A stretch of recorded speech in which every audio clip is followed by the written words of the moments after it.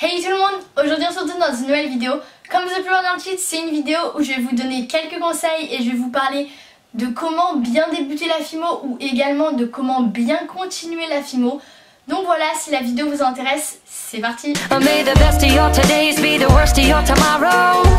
la première catégorie, c'est les outils. Beaucoup de gens doivent se demander, est-ce que j'achète un scalpel, un rouleau, une machine à pâte, de la FIMO liquide ou encore beaucoup d'autres outils. Clairement non, ça sert à rien parce qu'en fait vous débutez la FIMO, vous ne savez pas si ça vous plaît, donc ça sert à rien d'acheter un tas d'outils car peut-être après 1-2 semaines où vous allez tester la FIMO, vous allez vous rendre compte que c'est pas votre truc, que vous n'aimez pas ça et vous allez abandonner, donc vous allez vous retrouver avec un tas d'outils pour rien. Voilà, clairement. Et c'est pour ça que dans ce cas-là, la récupération est notre amie. Vous allez voir que chez vous, vous allez avoir énormément d'outils, de matériel que vous allez pouvoir réutiliser pour faire de la FIMO. C'est ce que je vais vous expliquer maintenant. Mais du coup, voilà, ça sert à rien d'acheter, vous allez voir. Déjà, pas besoin d'acheter un scalpel. Le couteau fait très bien l'affaire. J'ai commencé avec ça, je m'en suis très bien sortie. Donc un couteau à bout pointu, c'est génial. Ensuite, pas besoin d'investir dans des outils de modelage en silicone ou autre. Vous allez avoir des outils en plastique pour beaucoup moins cher. Ensuite, pas besoin d'acheter des dumping tools, hein, voilà, ça sert à rien. Ce qui va remplacer le fameux dumping tool, c'est les cure-dents. Alors les cure-dents, c'est miraculeux.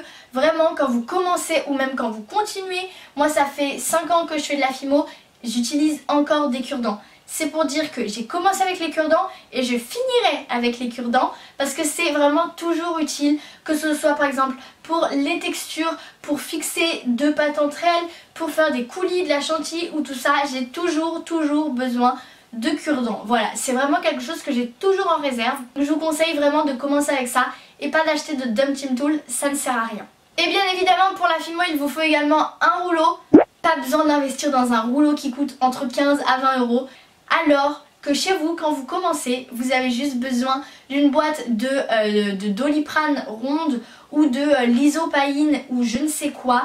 Vous pouvez également prendre des verres en plastique ou des verres, ça fait très bien l'affaire, ou autre, voilà. Mais c'est plat et ça roule, donc c'est génial, ça aplatit également très bien.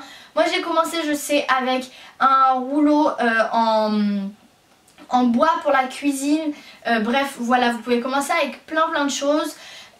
Donc voilà, pas besoin d'investir dans un rouleau à 20 euros, ça ne sert à rien. Comme quoi vous pouvez vous rendre compte en fait que chez vous, vous avez beaucoup de matériel. Je ne vais pas tous les citer mais il y en a encore plein d'autres.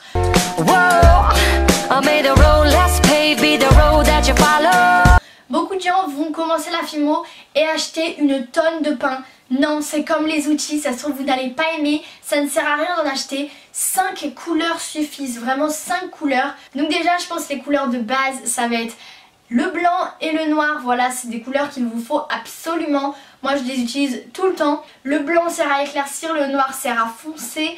Et vous pouvez même faire des créations à base de noir et blanc. Et ensuite au niveau des peints de couleurs, pas besoin d'acheter du violet, du orange, du jaune, du rouge, du bleu ou autre. Voilà, il vous en faut 3, les 3 couleurs primaires, donc le rouge, le jaune et le bleu.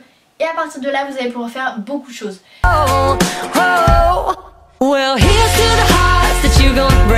Maintenant, on va parler du rangement FIMO parce que beaucoup de gens me demandent Léa, c'est quoi ton rangement, comment tu fais.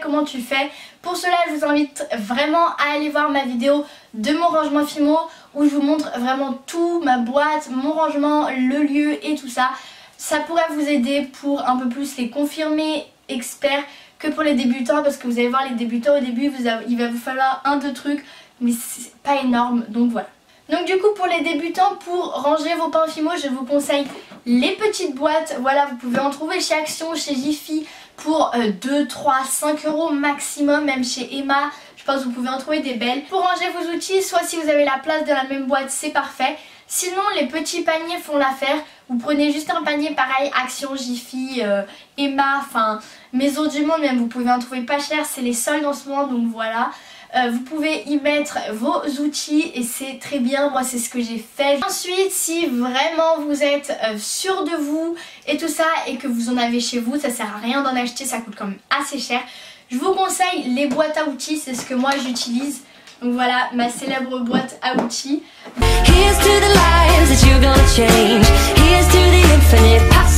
Maintenant on va parler des lieux, ou plutôt des endroits ou des supports sur lesquels vous pouvez faire de la fimo. Pour cela il vous faut juste, pour commencer, des petits tapis en plastique.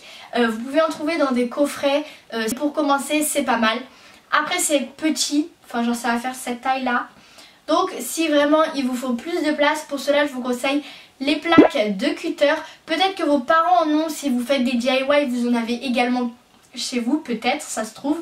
Et après vraiment pour les confirmer, il est possible que vous ayez des plaques de carrelage chez vous que vous utilisez plus, ou alors vous pouvez aller dans les magasins de bricolage demander des chutes de carrelage. Ils vont vous en donner, ou alors vous allez les payer mais vraiment pas très cher. Donc voilà, moi c'est ce que j'utilise et c'est vraiment génial parce que la pâte en fait n'adhère pas du tout au carrelage. Maintenant parlons prix, parlons argent, parlons budget. La catégorie qui va un peu fâcher et faire reculer des personnes, hein, on va pas se cacher, la fimo de nos jours est très chère. Avant le prix de base c'était 1,99 € et maintenant le pain fimo peut aller de 1,99 € à 2,50 € voire plus en fonction des endroits où vous l'achetez. Mais c'est vrai que la fimo coûte très cher de nos jours. En plus il y a également le matériel, comme je vous l'ai dit tout à l'heure, pour juste un petit rouleau vous allez en avoir pour entre 15 et 20 €. Donc voilà, il faut prévoir un budget énorme et ça quelques parents ne vont pas vouloir, en fait il faut le savoir. Donc voilà.